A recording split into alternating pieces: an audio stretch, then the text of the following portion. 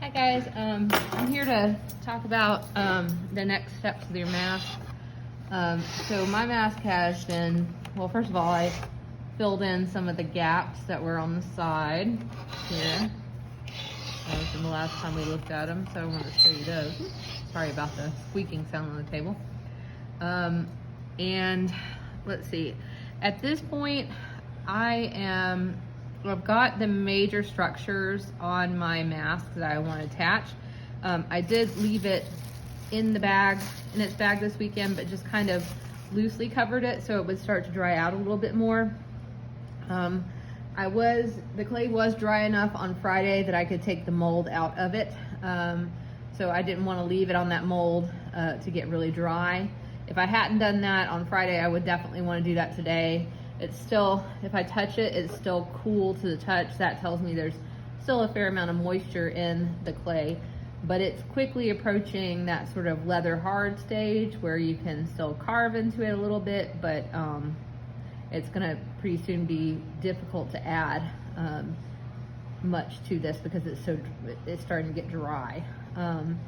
So you only want to do a loose draping with your bag. Like, you want to seal up your bag really, really well every night, even, go as far as to, mist your sculpture a little. As long as you're really working the surface, it's fine. This sort of leather hard stage is fine for removing things. And, the nice thing about it is the clay is gonna kind of hold its own at this point. You have to be careful though, not to press too hard and make the clay crack, when you are removing anything, because it's starting to get a little more brittle. So what am I gonna do today? I'm gonna flip the sculpture over and I am going to show you the back of it so that you can see what I've done to make the sculpture hollow.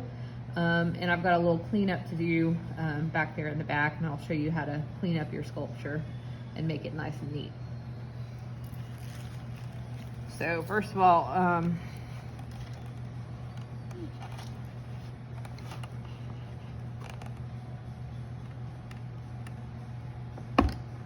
there we go. Sometimes it suctions itself to the board a little bit, and you've got to be a little careful on how to get that off of there. Okay, so here's the back of my sculpture. This piece, I put this here underneath. I did not slip and score. I put it here to help support the weight of the front of the hat while it was drying.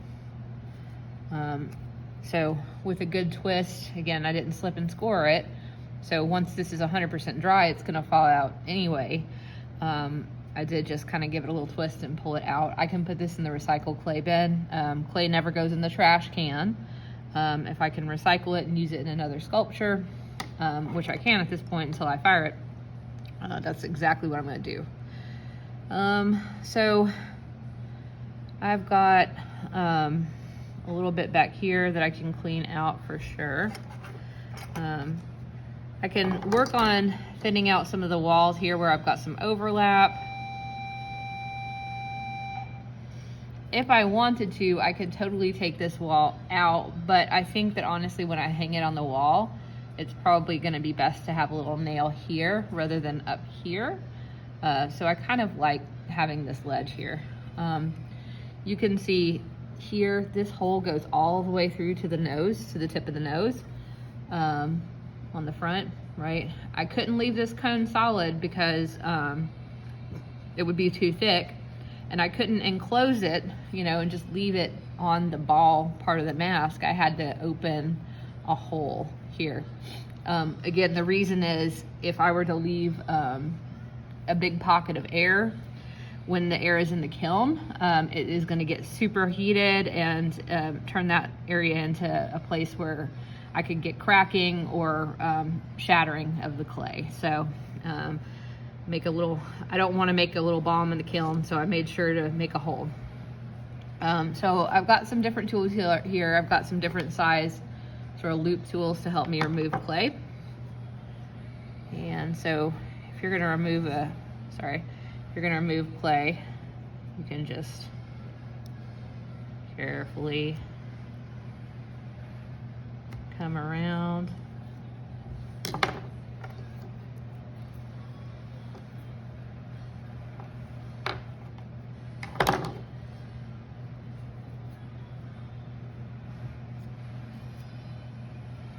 kind of hard to do one-handed.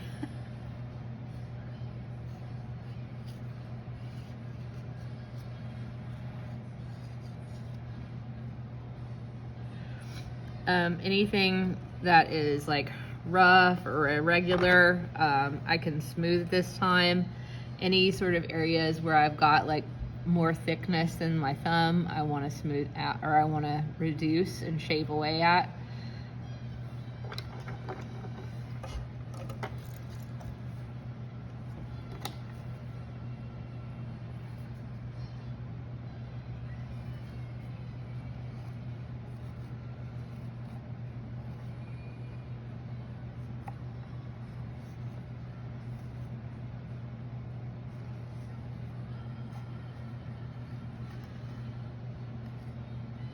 Again, you don't want to pull too hard and crack your clay.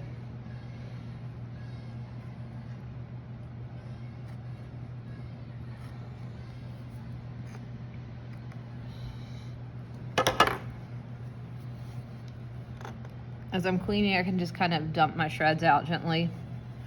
I can also use this as a time to add some detail. I brought a needle tool, and I might like to add some of, if I want this to feel like a trucker hat, like the trucker hats, they often have that stitching detail around the front. So this is going to be a really good time to add that in the surface of my clay while it's still, I would say this is a soft leather hard. It's not quite leather hard, it's approaching leather hard at this point. If I let it sit out in the open more, it's going to be even more powdery. This sort of thing, I'm not going to worry too much if there's clay that's kind of sitting up on the top of it, like if there's little pieces that are coming out, because as I let this dry, the next day I can kind of run over it with my finger and get that powdery stuff to go away. So I'm going to add some pattern to the bill of the hat. I'm going to keep on working on that. I'm also going to clean out the back of my mask, and I will just show you guys how it turns out when it's done, because it's going to be a lot of repetition from here, and I don't think I can hold it up in front of the camera. All right.